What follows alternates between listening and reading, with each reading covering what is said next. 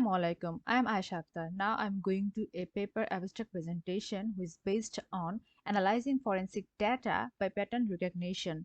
This presentation is designed for Mr. Alim Russell sir, who is our advanced syntactic pattern recognition course instructor, and the course code is CSC 713. Now I start from the abstract. One of the most significant goals of forensic data analysis is to identify criminals using suspicious pattern detection techniques from the device data. Detectives often examine the evidence in search of evidence and information about the individuals. This procedure is essential a review task similar to the electronic reviews outlined in the help of e-discovery reference model for e-discovery initiatives.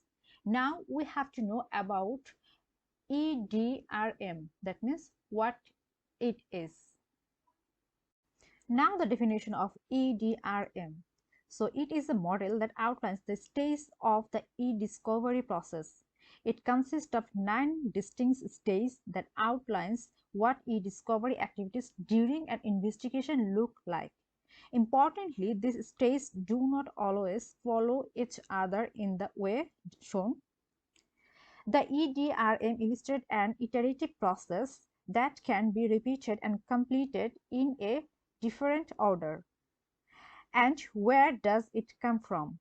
It has been around since 2005 and was created by Joshua Score and Tom Gilburn to improve e-discovery standard. At the time, no formalized framework exists that clearly outlined in the process, and the EDRM was an attempt to address this. Now, the stages are: the first stage is information governance. Information governance, it is the first step, so it goes without saying that if legal terms are going to be able to effective process electronically store information, that means ESI, this information first needs to be captured and stored properly.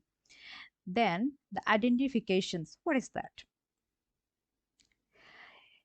Organizations are legally obligated to preserve any ESI that might be relevant to a legal matter, but knowing what information will end up being important isn't always easy at the start of the e-discovery process.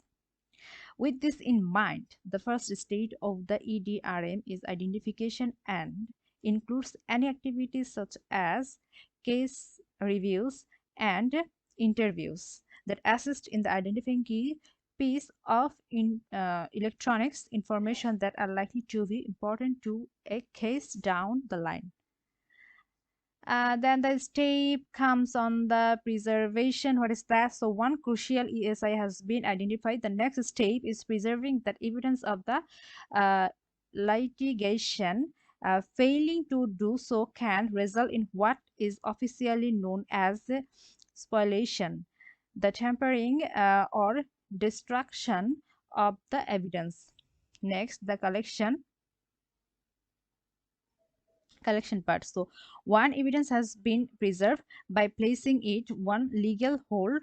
Legal terms now need to collect that information in a way that will allow them to use it throughout the legal process.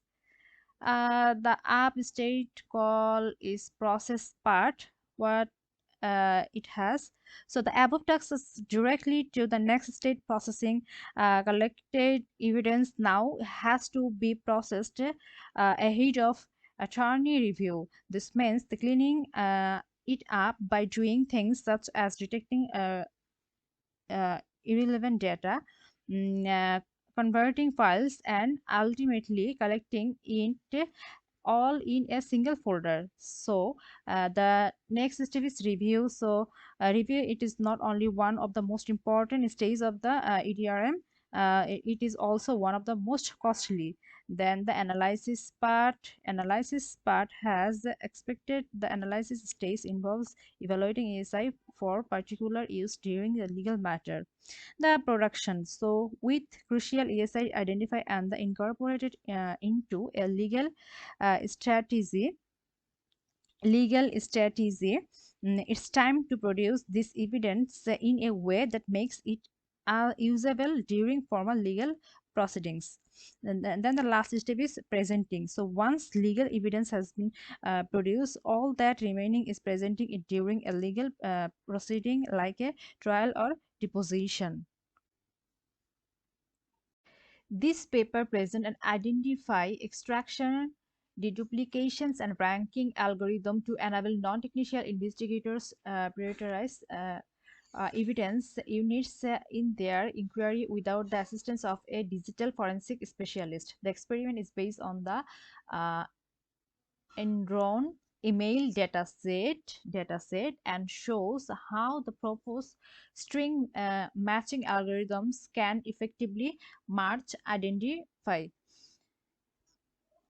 So in this paper, I have included two algorithms, ranking algorithms as well as the string matching algorithm. So in ranking algorithm, that means the score of a documents is then determined by the sum of the numerical weights for each query keyword that appears in the documents, and how the string matching algorithm work. That work before you included the process of EDRM. Then in this algorithm, so it works as a collecting data, then making which a string is traditionally a sequence of character, either as a literal constant or as some kinds of variable. So that's it. That is the end of my part, analyzing forensic data by pattern recognition. Thank you so much.